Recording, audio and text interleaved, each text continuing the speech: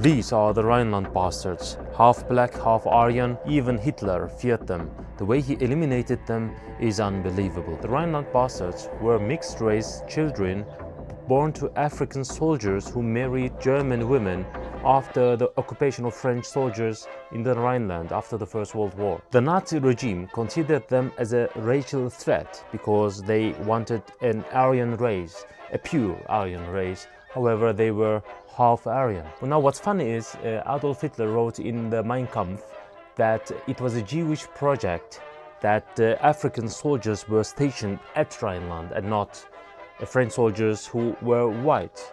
And he said that that from the Rhineland to Africa, the Jews wanted to make a bastard land community, which was crazy to think about. Of course, he believed that the Jews wanted to destroy the German civilization, destroy the German race in order to rule over them. Of course, Hitler didn't know what to do with them, because on the one hand, they were Aryan. They had Aryan blood, they spoke German, they watched the games of Bayern München, and they ate Berliner. But on the other hand, they had dark skin. So what to do with them? Of course, because he didn't understand them, he just wanted to eliminate them. He couldn't do the elimination legally.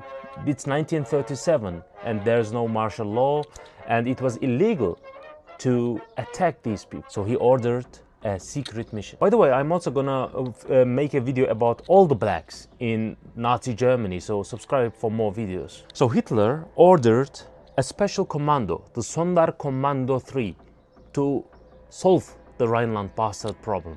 The commander was Eugen Fischer. The year was 1937.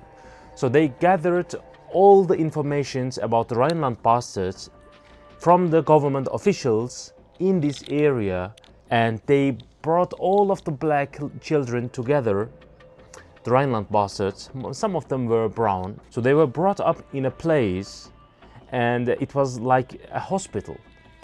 They decided to castrate them illegally, okay? Forced castration, or we can also say forced sterilization. Unfortunately, they sterilized all the Rhineland Bastards. Some say they were like 400, some say like 800. Of course, the mission was to prevent the spread of the undesired racial traits of the Nazi regime. So 2 years later, in 1939, the Second World War started, and the Nazis became more and more aggressive, not only to the outside world, but also to the people living in Nazi Germany. So some of the Rhineland Bastards were sent to concentration camps and they died. But also there were some bastards living in Nazi Germany still. A man awaited them in the camps called Dr. Joseph Mengele. He was a Nazi physician, and he tried to understand the racial traits of humanity overall. So it was a good thing for Joseph Mengele to have these Rhineland Bastards in his camp, so he could make tests on them. Normally in Nazi Germany, the German citizenship of black people were revoked. However, the Rhineland Bastards citizenship, they could have that, but the only rule was they had to be sterilized. However, they got abused in Nazi Germany. For example, they couldn't enter public spaces and theaters and stuff like that.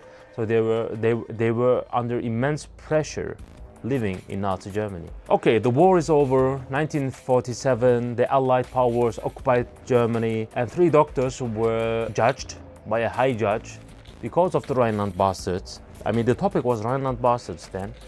However, there were no significant proofs of what had happened. So unfortunately, all the doctors got released. So they were not punished.